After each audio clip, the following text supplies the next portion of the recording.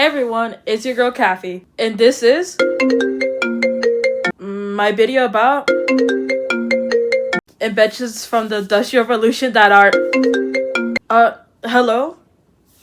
What do you mean? It's December 17th? I didn't even get the stuff yet.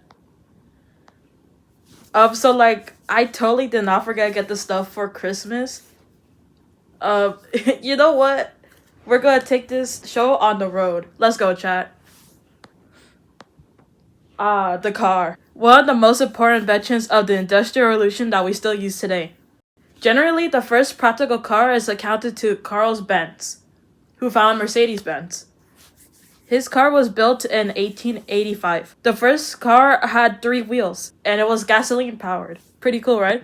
Even if many people criticized the car when it first came out, his invention of the car paved a new way of transportation for the future. Cars got more popular in the early 1900s, where engineers like Henry Ford, the founder of Ford, played with the idea of cars and invented new models. Ford's first model was completed in June of 1896, called the quadricycle.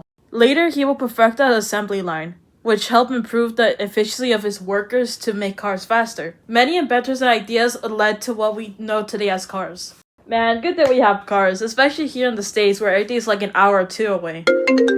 Bro. Yes, hello? We're out of peppermint. Okay, I'll go after on my way. You know, talking about an invention from the Second Industrial Revolution? Yes, there are more than one. There are still important stuff from the Core Revolution that are still used today. Hey, look, the factories over there. Those were the main things that happened during the Industrial Revolution. Factories are buildings where items are mass-produced. The first factories appeared in England. Why England? Because of their benefits of locations, including like the water, raw materials, businesses, entrepreneurship, and etc. These brand new factories were filled with machines that made producing items faster and cheaper. And of course, the factory workers that mostly came from the enclosure movement. The enclosure movement was the movement of private owners closing off their land from the public to focus on profit by making their farms larger and have better production. This movement caused lots of farmers to lose their jobs due to the fact that farmers were not really needed at that time anymore. And those farmers who lost their jobs had to move to the cities to seek out new jobs, which are coincidentally in the factories. Early factories played with the idea of child labor. They used children to work the machinery and used them to do jobs in places where no adult can fit. Oh, not to mention the fact that they were hiring children and it was cheaper to hire them. And since factory owners were just so okay with being cheap, the factories were unsafe for all workers. Some died from diseases like bisonosis, the inhalation of cotton dust, some by amputation by the very machines that they worked, or by abuse from the owner. Everyone suffered, and because of how common death was, many families had many children so they could live and afford things. But as time passed, new facts and laws came anew. The factory environment became safer and had no kids work, except for the occasional breaking news that comes on. We are here! The fresh scent of a shopping plaza. What? Me when the eggs cost $13 here, but $5 at cost. Good old-fashioned capitalism. Wasn't that fun? Yay, capitalism. That's sarcasm if you can't tell. In the time of the Industrial Revolution, a group of economic theorists led by Adam Smith and David Hume challenged the, at the time, economic system. They supported the idea and structure of capitalism, even if they had some different ideas. Thomas said that poor people should suffer more because they're poor. So to summarize the great capitalism, hey government, so we don't want you to be involved in like our money, you know? You should totally be laissez-faire, let it be. So let us, the big businesses, control the economy and let the people choose what they want. Now, currently in modern days, those big businesses take advantage of people with consumerism. Tell me what, I don't know what to say. Just say something.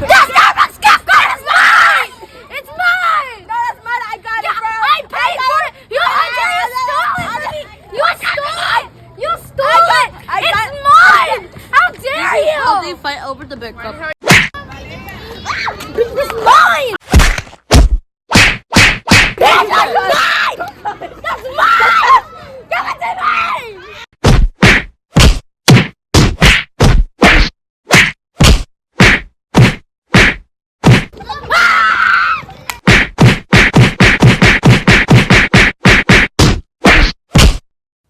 the lovely act of consumerism. Capitalism acts in many ways, no matter how it will affect us or our environment. For how much those cups are mass-produced, you would think that they will supply more to the mer dollars locations. Mass production is basically when an item is produced in great quantities, like those cups that those people are fighting over there for.